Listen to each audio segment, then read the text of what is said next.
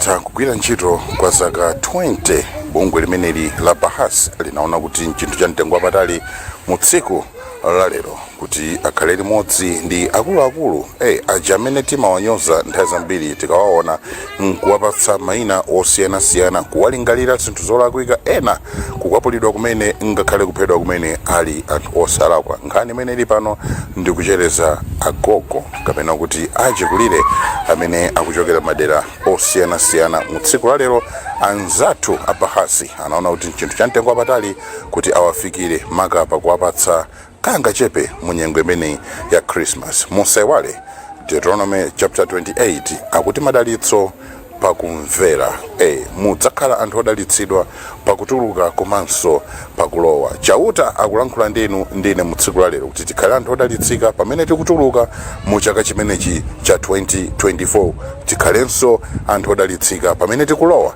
mu chaka cha 2025. Mudalitsike bwanji ngati simugwira ntchito zachifundo. Mulungu wakumwamba adalitse inu, adalitse ine, adalitse tonse amene tatenga mbali kugwira ntchito zosiyanasiyana maka pakufikira miyoyo ya anthu ophinjika mu nyengo zosiyanasiyana. Andrew Waruma ndilo dzina langa. Mukhale pamenepo chionere mwambo wonse kwakuno ku Bahasi pamene tikuthandiza abale ndi alongo kuchokera madera osiyanasiyana. Agogo achikulire tenti walemekeze. My name is Habiba Aldridge. I'm a volunteer at Bahasi here.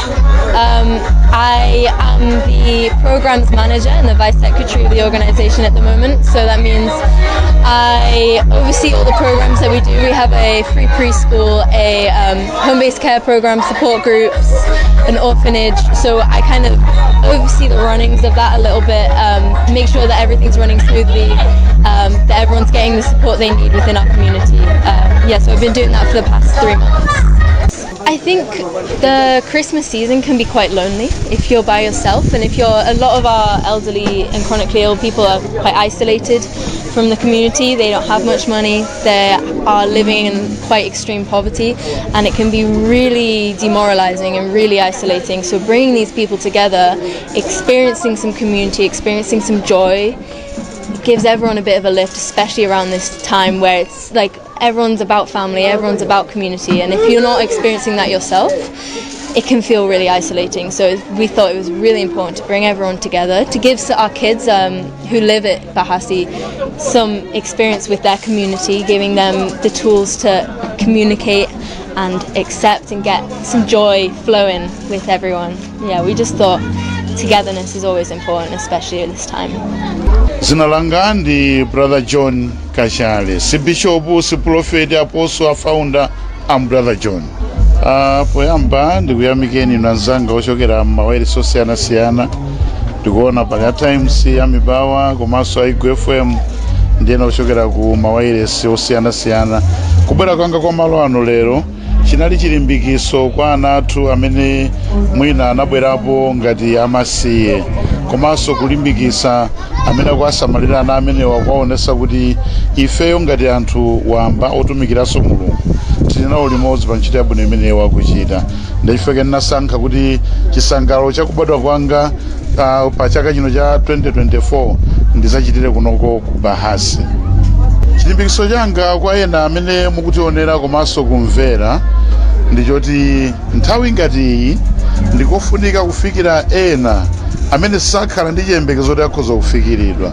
Chifukwa tikamati mwina Christmas, ena amapita ku nyanja, ena amakapanga maphwando ku mahotelo, koma pali anthu ena amene alibe kuthekera kwina kulikonse. Kuwafikira anthu amene aja chimakhala chilimbikiso komanso ngakhale daliso kwa iwo amene ukuchita zimenezo. Uthenga umene tingatengera anthu ku nyumba lero ndiwoti ndikofunika kukhala bwino ndi wina aliyense, komanso kulimbikisa wina mu nyengo zimene yakudusamo. Chifukwa lero tikhoza kubwera kuno ngati kumene kukusungidwa ana amasiye, koma mwina mmawa amene azasungidwe kumeneko ndi ana athu ifeyo. Ndiye ndikofunika kuyima limodzi ndi ena amene akugwira ntchito yabwino ngati imeneyo. Dzina langa ndine Alan Chirwa, oimba nyimbo zauzimu, ena amangoti the worshiper. Ndi chinthu cha mtengo wapatali kwambiri, komanso ineyo ndamva kulemekezedwa kwambiri kukhala mmodzi mwa oimba amene ndabwera pa event lero, siku limene ndila Christmas timakondolera kubadwa kwa Ambuye wathu Yesu Khristu. so kusacheza ndi ana komanso abale apono pa Bahasi ndamva kwambiri kulemekezedwa kwambiri ndithu. Ine ndi Ines John amene ndili mfumu dera lino mfumu awisiki kuno kubangwe dera la gulupu amwamadi. Ineyo choyamba ndithokoze Mulungu komanso ndithokoze amene apanga upangirire lero kuti tipezeke pano pa Bahasi kuti Mulungu adalitse. Ine tsiku ilili limene alipanga Bahasi kuti tikumane lero tsiku la Christmas ndalitenga tsiku la mtengo wapatali chifukwa chonena kuti mumbiri yakunoko ichichi sichinachitike akaka ndipoyamba monga ineyo mfumu ndikunyadira chifukwa lero zatipasaso chidwi kwa brother Kachali posankha dera linolo muzi mwa wisiki kuti azacheze ndi ana komanso ndi azigogo. Ife tachitenga chinthu cha mtengo wapatali pona Pastor John Kachale akubwera kunoko kuzaba kumbukira tsiku lawo lobadwa ndikuyitanisaso azigogo komanso anthu okalamba pamodzi ndi mafumu. Ife tikuchitenga chinthu cha mtengo wapatali. Dzina langa ndine Helen Zakaria ndayimira gulupu amwamadi amene ali agogo athu aine akadera lino ali ndi mafumu 14 amodzi mwa iwo nda afumu awisiki. Ine tsiku la lero ndilokondwa kwambiri chifukwa choyitanidwa kuno ku Bahasi. Ku Bahasi kuno kumagulika ntchito zosiyanasiyana pamene akusamalana osowa ndi amasiye pamakhalanso azigogo ena amene ali ovutika ndi makolo ena amene ali ovutika koma iwo samalema ayi. Chachiwiri ndikuthokoza abusa amene afika malo ano chifukwa cha upangiri wawo umene anaona kuti lero acheze ndi ana akuno ku Bahasi pamodzi ndi azigogo kuti adye nawo limodzi asangale nawo limodzi kuti ntchito yawo ipitirire. Ndikuthokoza kwambiri abusa amenewa kuti pamene akugwira ntchito zotamandika ngati zimenezi apitirize kuchitira madera ena asasiyire tsiku la lero. Ndakondwanso kwambiri kuti iwo tsiku limene anabadwa ndi lero la leronso ndimene anabadwa Ambuye athu Yesu Khristu. Iwonso atengera chitsanzo chimene Ambuye Yesu Khristu atabadwa analandira mphatso zosiyanasiyana. Iwonso tsiku la lero achipanga chimodzimodzi kupereka mphatso kwa anthu zosiyanasiyana. My name is Beth McLean Foreman. I'm a volunteer here at Bahasi.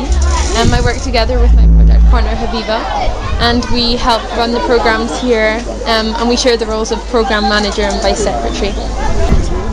So at Bahasi we are an orphanage, so we provide food and shelter for around 50 children here, and then we also have various community outreaches, like we have a home-based care program and also a support group to help get rid of stigma around certain subjects for people to just talk about freely. So we support quite a lot of people at Bahasi. We're really a community organisation. Yeah, there's a constant challenge of trying to raise enough funds to be able to get essential needs for people such as food and blankets and shelter. So it's ongoing fundraising that's a challenge.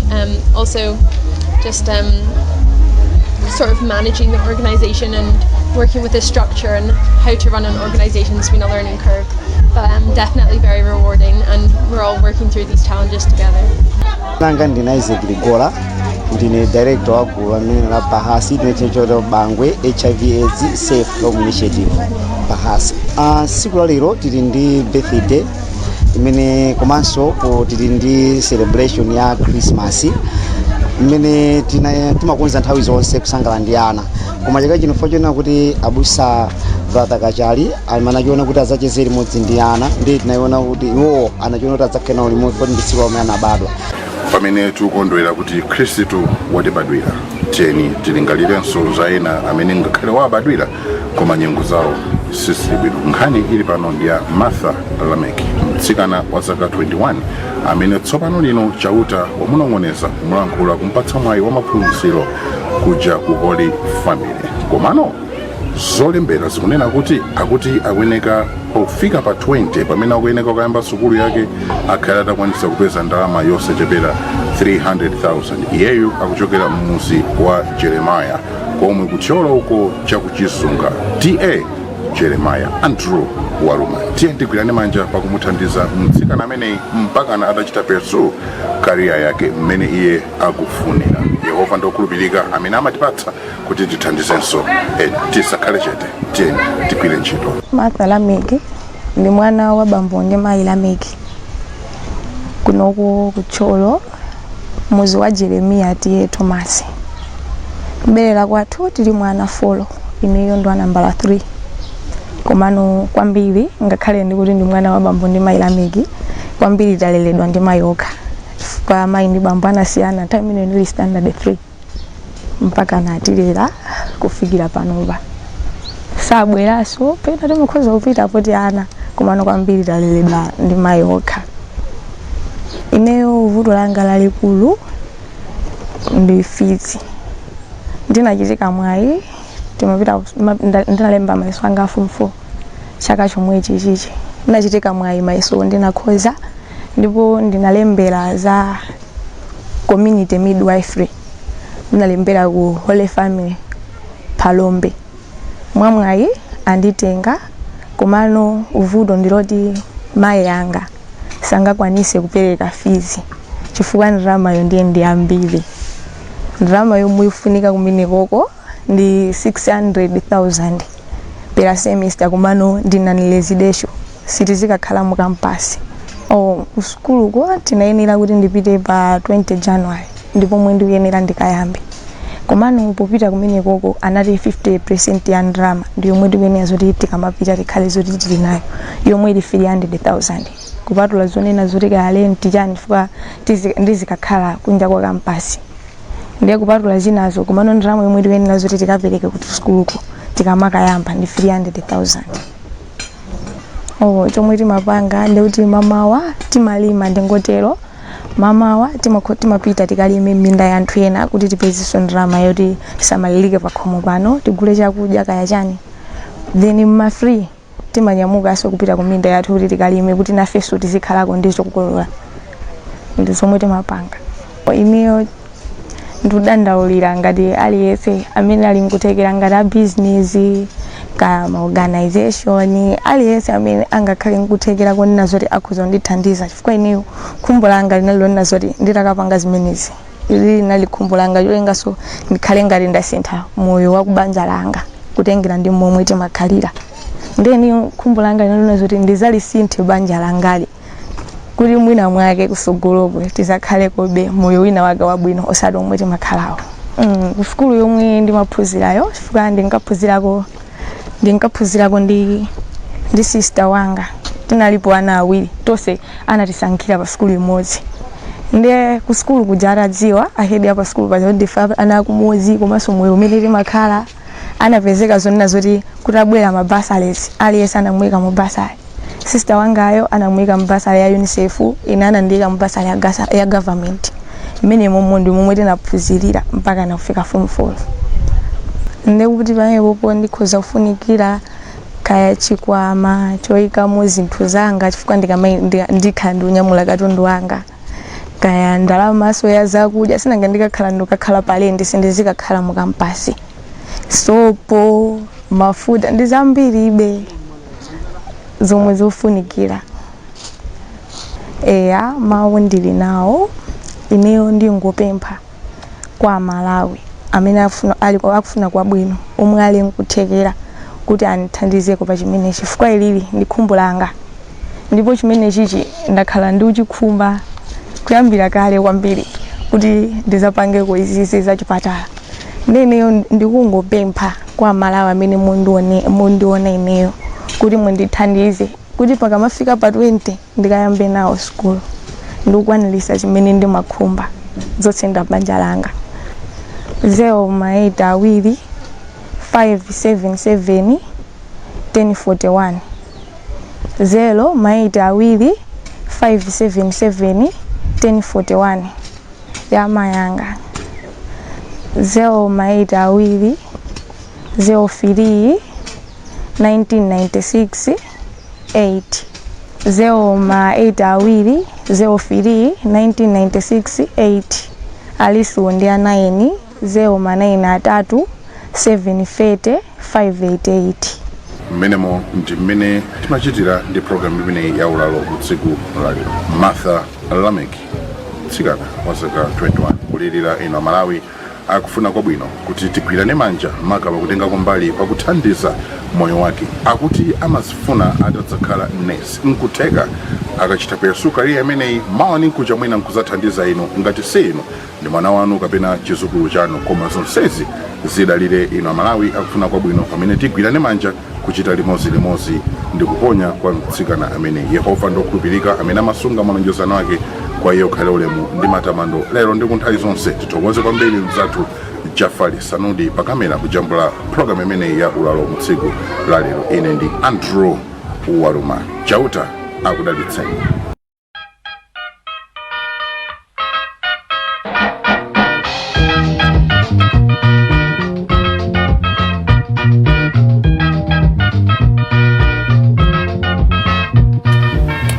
Zimatengera iwo amene amakhulupirira malembo oyera amati chani, ali odala iwo amene akumva ndi kuchita. Tichulukirenji anthu ongomva koma osachitapo kanthu. Buku la Mateyu chapter 5 limene amafotokoza nkhani zotere. Program ya ulalo tsiku lalero kupezaninso ndi mtsikana Happiness Nawinji amene ndi okondwa. Mbali ina nkhani yake ndiyokhudza sinduzo zoti muime mbali iti. Tinabwera muno ulendo wina kukupemphani Malawi atavutika nkhani ya school fees kuja ku Malawi College of Health Sciences. Kumeneku zamukomera iyeyi chifukwa cha limodzi ino Malawi limene munakwanitsa kuponya kumpatsa mwayi woti tsopano akathe kulemba mayeso ake diploma in clinical medicine. Tiyamike kumwamba, tiyamike chauta. Yehova alemekezeke chifukwa ngakhale nyengo zikuthina koma wakwanitsa kukonza mayeso amenewa. Chikufunika ndi chani mu tsiku la lero? Zotengera iyeyu kuti akwanitse kupereka ndrama yosachepera 1.7 million kuti akalandire pepala lake. Tikhale chete, kodi sukulu ndi chani? Ndipo kapokha walandira pepala lako pamenepo ukhoza kuyamba ulendo osaka maganyu mwayi nkukugwera nkupeza ganyu. Andrew Waruma ndilo dzina langa, kumva ukoma kuti takumananso ndi nkhani imeneyi ya Happiness Nawinji. Timve zambiri kuchokera kwa iye kuti chimwemwe chake nchotani atapatsidwa mwayi oti alembe mayeso nkukhonzanso nanga dandaulo lake ndi kumveka motani mu tsiku la lero pamene tikusakasaka ndrama yosachepera 1.7 million imene imulole iyeyu kuti alandire pepala lake. Ukhale pamenepo pamene ndikucheza ndi Happiness. Ndakulandira. Zikomo kwambiri.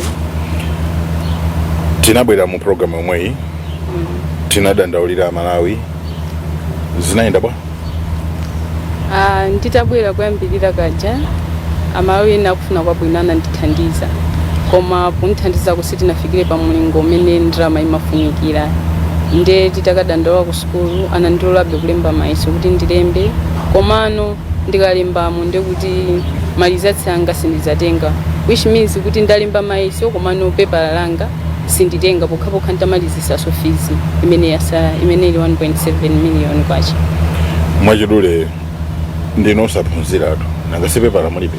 Ndingatero ndithu chifukwa nde kuti ndipakamwa pokha koma kuti ndipite kunjako siningaonese pepala fa kulibe amene angandikhulupirire.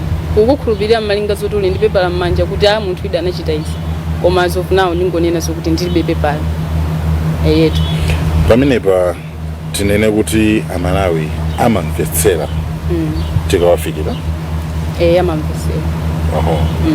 Mwina chimwemwe chako nchotani pamene unapatsidwa mwayi woti ukhoza kulemba mayeso pambali pakuti mwina zotengera kuti ukhale ndi ndalama mmanja kuti ukatenge pepala limenelo? Ine chimwemwe changa ndi chachikulu kwambiri chifukwa kutengera ndi mmene situation inalili mayeso yambata ndiphonya nditapasidwa chance chichi kwa ineyo nachitenga chinthu cha mtengo wapatali kwambiri despite kuti ndilibe pepala koma kungolemba mayeso kokhako kwa ineyo chinayi chinthu cha mtengo wapatali ndithu. Yetu ndine kusangalala. Mwina mawu ako upita kwa Malawi agwire chiti? Malawi amene akundimvera pakali pano kamene akuonera ndiona zokuti agwire kuti kuthekera kulipo kuti akhoza kundithandiza kuti nditenge pepalalo kumalizisa fees imene yasalayo. chifukwa akathandiza ine athandizanso anthu ambirimbiri amene ali kunjako amene akukhoza kuthandizikaso kuchokera mwa ineyo sizoti imene athandiza ine ndekha ndikuti athandizanso anthu ambirimbiri amene ali kumbuyo kwangako yetu. Mwina anthu nkuphunzirapo chani potengera kuti mwina ena nyengo zikathina chonchi we give up? Ineyo kwa ineyo sindaphunzirapo despite kuti anthu saphunzira kwa ine ndaphunzira kuti tisamaluze hope ingakhale nyengo zakhala zothina bwanji chachikulu kuyenera kukhulupirira ndi kuyang'ana maso pa Mulungu kuti Mulungu atichitira chani chifukwa nyengo zikathina usimakhala kuti mathero azonse koma nthawi zina chimakhala chiyambiso cha moyo wina nde alipo ena amene akumananso ni nyengo ngati zanga zomwezi kuti mwina sangabwere poyera koma mwina ali mmakomo akuvutikira mmakomo tipitizeni kukhulupirira kuti tsiku lina zizasintha. Mawu anu kwa Malawi pamene tili kumapeto komanso mupereke nambala yanu. Ine mawu anga omaliza ndokuti amene angachimva amene ali ndikuthekera koteroko andithandize kupeza ndalama imeneyo kuti inaniso ndikatenge pepa langa funa ndikunena pano anzanga they have graduated Friday lomweli pa 1 November of which ine sinapite ku graduation nde kuti zindichitira ubwino kuti ndikhale ndi pepa langalo ndizipita muna ma attachments fasi ningapita ukapanga ma attachments ndi pepa lalo nde kuti zikundipangisaso kuti ndizikhanga kuti ndikubwerera mbwe sinanga nde kuti ndikuchedwa anzanga ali patsogolo yetu. Mwina muli phone number komanso mwina account number ya ku school? Ndiyambe ndi account number ya ku school fees amene ndikuthekera kuti akuzondithandiza ndalama izipita direct ku school account. Name ya account ndi Malawi College of Health Sciences. Bank ndi Standard Bank. Account number ndi 91 05 89 81 44 91 05 89 81 44 nditu.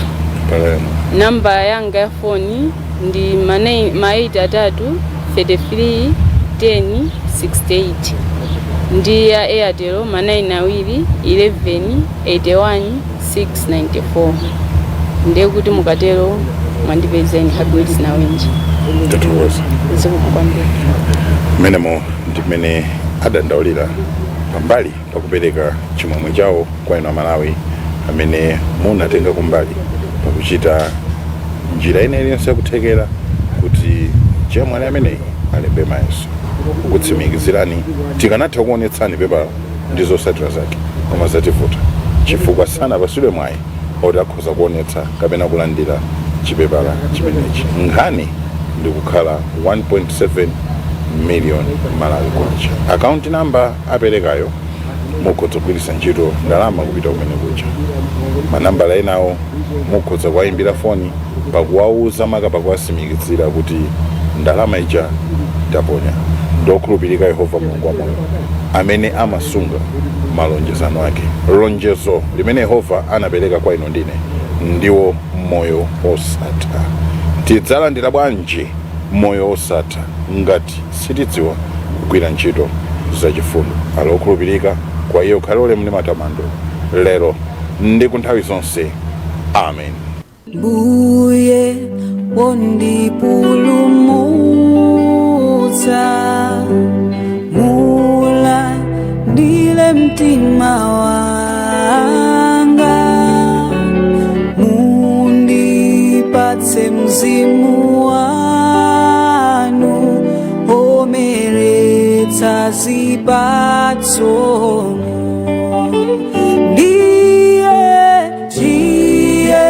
mzimu wakuyera atipatsa ife makali idwe ofanana naye Yesu anatsika kumwambako. koma ayamikike Yehova Mulungu wachisomo amene amatipasa chigonjetso mwa Ambuye wathu Yesu Khristu. Malingana ndi 1 Korinto chapter 15 verse 58 akufotokoza motero kuti ndife agonjetsi chifukwa choti tapatsidwa Yesu Khristu kukhala mbuye ndi mpulumutsi wa moyo wathu. Mudzakhala odalitsika maka ngati mukachita mawu onse ndi kukhala mawu onse akuti madalitso pakumvera kwawo. Deuteronomy chapter 28 akufotokoza motero: ndikanakonda mudalitsike mu tsiku lalero, komanso mudalitsike pamene tikutuluka mu chaka ichi kupita mu chaka cha 2025. Bible kunena kuti mudzadalitsika pakutuluka komanso pakulowa.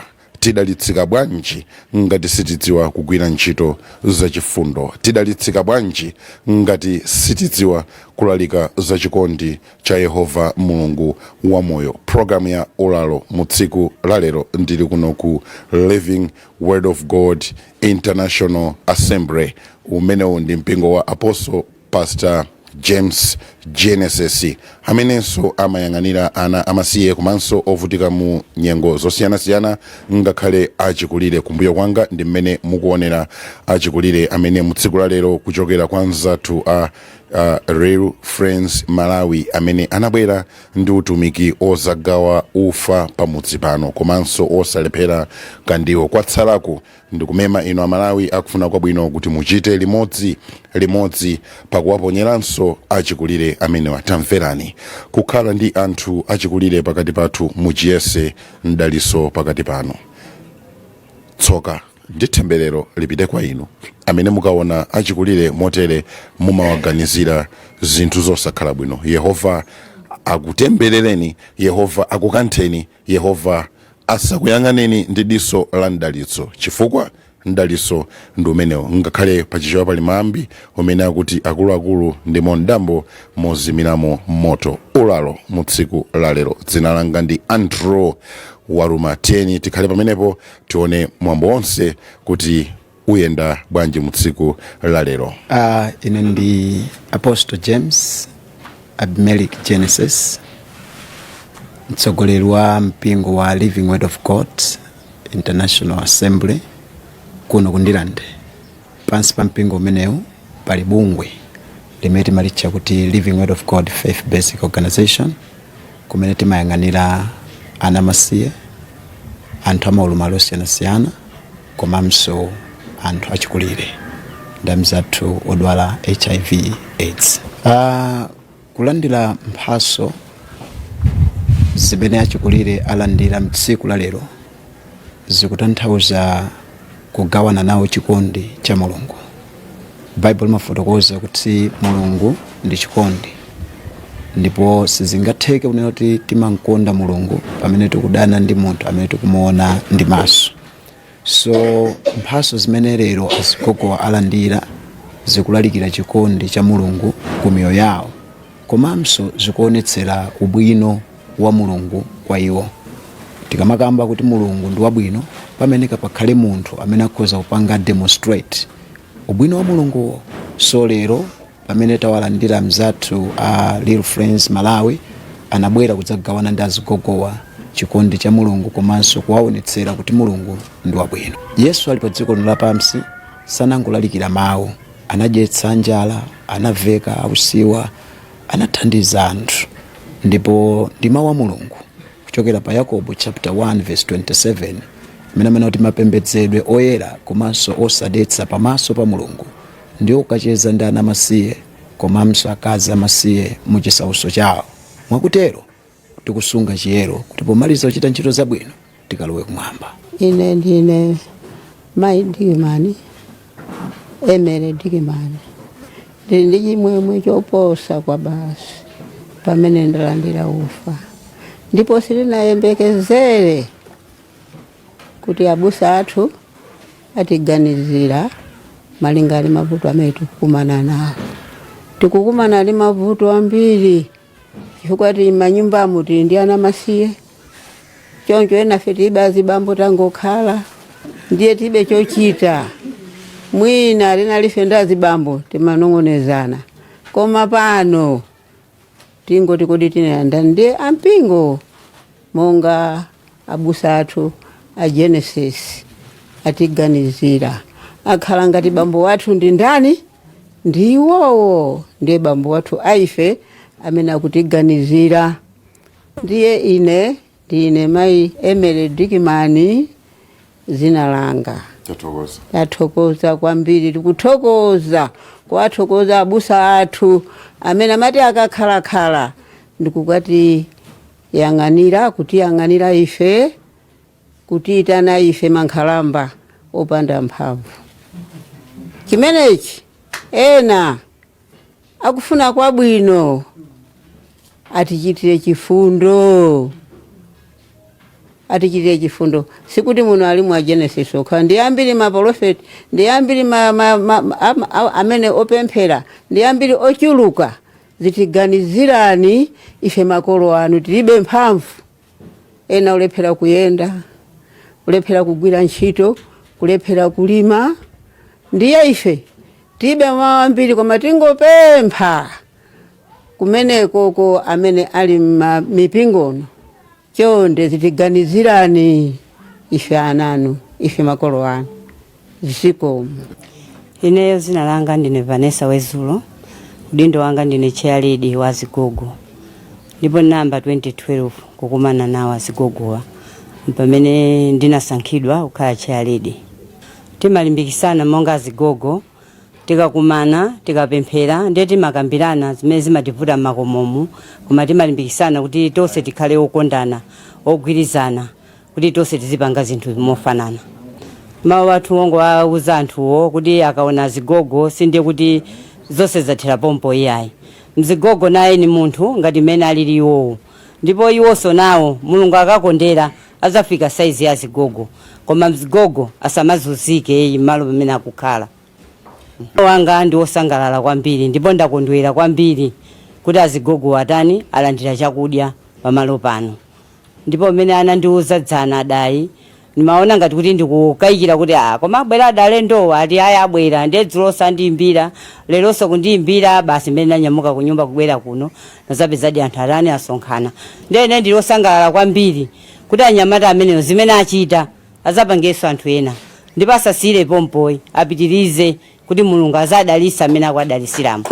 Ife mavuto amene timakumana nawo monga ofuna kwabwino kuti atithandize malo okumanirana, maona malo nyumba yathu ino mene ilili ni chechi komanso timakumana momwe ife ya Zigogo. Ndiyeno ofuna kwabwino akhoza kutithandizira kuti panopo pakhale malo abwino ndithu kuti mangira ka nyumba denga liso kuti khomera kuti ifeso tikamabwera muno tizikhala osangalala, achali chiso akamabwera akamapemphera nawo sazikhala osangalala tonse tikhale chimozimozi. Hayi mawanga ongothokoza kuti zikomo kwambiri zimene achita anyamata ava ndithu achita zinthu zosowa fama komo tili ndi ana koma sangapange ngati zimene apanga anyamata ava. Kwawo ndikuledzera kusuda chamba palibe chimene akupanga koma anyamata ava Mulungu azadalisa zikomo kwambiri. Ine ndi Esther Bidoni kumene muli kuno ndi kunthuzi sefomu. Nthuzi sefomu imatanthauza kupereka chikondi kapena nthuzi kwa anthu amene ali padzuwa kapena amene akusowa thandizo. Kunoku main goal yathu ndiyo kuti timafunitsitsa ana amene ali opeza movutikira kuti apeze thandizo ncholinga chokuti pamawa azazimire paokha.